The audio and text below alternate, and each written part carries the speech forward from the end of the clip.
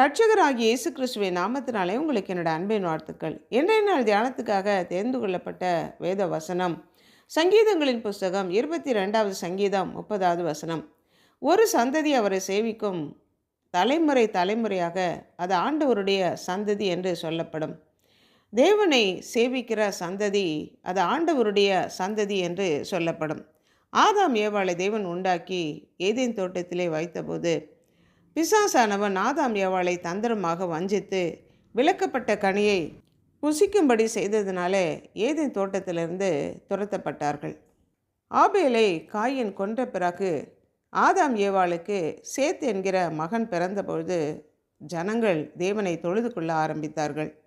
பூமியின் ஜனங்கள் யாவரும் தங்களை கெடுத்து கொண்டபோது அந்த சந்ததியிலிருந்து கர்த்தர் நோவாவை தெரிந்து கொண்டார். பிற்பாடு நோவாவின் சந்ததியிலிருந்து கர்த்தர் ஆபிரகாமை தெரிந்து கொண்டார். கர்த்தரை தேடுகிற சந்ததி தேவனை துதிக்கும். ராஜ்யம் கர்த்தருடையது. தேவன் ஜனங்களை ஆளுகை செய்கிற தேவன். ஆண்டவருடைய சந்ததி என்று சொல்லப்படுகிற ஜனங்கள் இவைகளை தேவனே செய்தார் என்று பிறக்கப் போகிற ஜனங்களுக்கு கர்த்தருடைய மகிமையையும் வல்லமையையும் நீதியையும் அறிவிப்பார்கள். இந்த சந்ததிக்கு உம்முடைய வல்லமையையும் வரப்போகிற யாவருக்கும் உம்முடைய பராக்கிரமத்தையும் நான் அறிவிக்கும் அளவும் முதிர் வயதும் நரைமயிருள்ளவனாகும் வரைக்கும் என்னை கைவிடுகிறாக என்று சங்கீதக்காரன் ஜெபிக்கிறான். இந்த சந்ததிக்கு உம்முடைய வல்லமையை நான் அறிவிக்கணும் என்று, அதற்காக எனக்கு ஜீவனை தாரும், என்னை காத்து கொள்ளும் என்று இங்கே ஜெபிக்கிறத பார்க்குறோம்.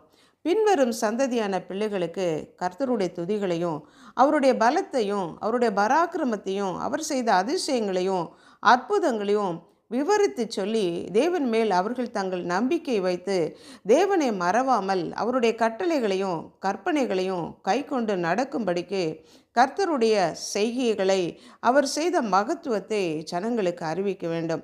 என் ஆத்துமாவே கர்த்தரை ஸ்தோத்திரி, என் முழு உள்ளமே அவருடைய பரிசுத்தமுள்ள நாமத்தை ஸ்தோத்திரி என்று சங்கீதக்காரன் சொன்னது போல கர்த்தர் நமக்கு செய்த உபகாரங்களை மறவாதபடிக்கு பின்வரும் சந்ததிக்கு நாம் அதை தெரிவிக்க வேண்டியவர்களாக இருக்கிறோம். பின்வரும் சந்ததிக்காக எழுதப்படும் சிருஷ்டிக்கப்படும் ஜனம் கர்த்தரை துதிக்கும் என்று சங்கீதத்திலே சொல்லப்பட்டிருக்கிறது. கர்த்தருடைய சந்ததி, கர்த்தருடைய ஜனம், அது கர்த்தராலே ஆசிர்வதிக்கப்பட்ட சந்ததி. கர்த்தர் நீதிமானுடைய சந்ததியோடு கூட இருக்கிறார். அவர்களுடைய கூப்பிடுதலுக்கு கர்த்தர் செவிசாய்க்கிற தேவனாக இருக்கிறார். அன்புள்ள ஆண்டவரே, உம்மை சேவிக்கிற ஜனமாக உம்முடைய வார்த்தைகளுக்கு கீழ்ப்படிந்து நடக்கிற பிள்ளைகளாக கர்த்தர் எங்களை தெரிந்து கொண்ட தயவிற்காக நன்றி செலுத்துகிறோம்.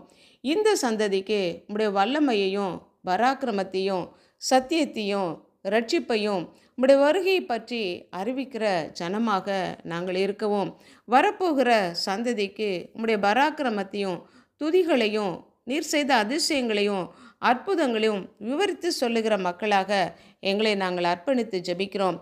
கர்த்தர் எங்களுக்கு செய்த நன்மைகளை மறவாதபடி எங்களுடைய பிள்ளைகளுக்கும் பிள்ளைகளுடைய பிள்ளைகளுக்கும் அதை நாங்கள் அறிவித்து உம்மை சேவிக்கிற ஜனமாக உம்மால் ஆசிர்வதிக்கப்பட்ட சந்ததியாக இந்த பூமியிலே வாழ எங்களை அர்ப்பணித்து ஜெபிக்கிறோம்.